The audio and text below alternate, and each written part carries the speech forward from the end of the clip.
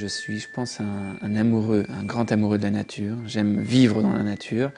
Photographe animalier, il faut être toujours en transparence, essayer d'être invisible en quelque sorte, pour essayer de capter tous les comportements de ces animaux sauvages. Et du coup, il faut être seul.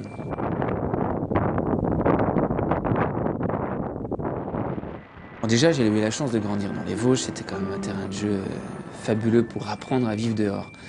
Le grand dehors, j'aime bien ce mot-là et j'aime bien. Et mon père m'a vraiment emmené dans les forêts. On a passé des nuits et des nuits. Et donc tout s'est fait de manière progressive. Après, je suis allé en Scandinavie pour un peu confronter à d'autres latitudes, à des froids un peu plus vifs. Et puis là, le Grand Nord. Le Grand Nord avec toujours ce Graal d'aller rencontrer ce loup blanc qui hante mes rêves depuis tout gamin.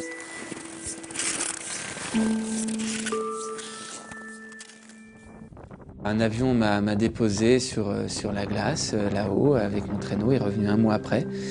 Et puis j'étais tout seul dans ce grand désert. Et c'était très très fort. Donc, mon corps a eu du mal à s'adapter les premiers jours à des températures de moins 45, moins 50, c'est juste énorme. Donc il y a toute une organisation, toute une gestion physique et psychologique.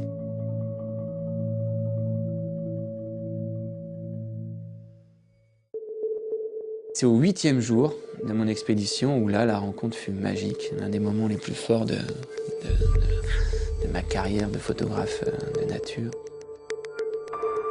C'est pas vrai. Oh, putain. 1, 2, 3, 4, 5, 6, 7, 8, 9.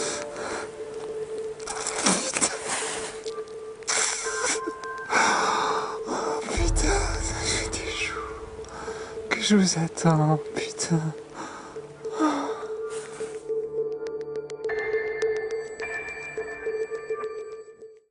Ils avaient repéré ma tente sur la glace et en l'espace de quelques minutes, ils étaient les 9 autour de moi. Et là, c'était fabuleux. Tout s'est passé très vite, j'étais surexcité, à aucun moment j'ai eu peur.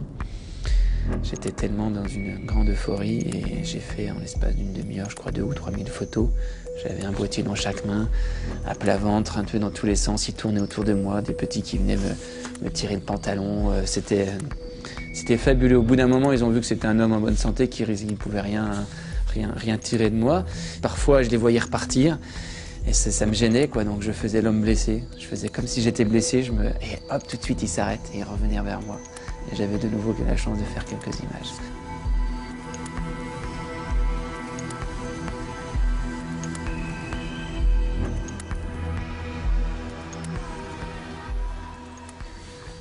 Je suis plus un contemplatif et mes photos vont aider à sensibiliser. J'essaye de montrer le beau pour tenter d'émouvoir un peu les gens et se dire, ben voilà, il faut qu'on protège ça.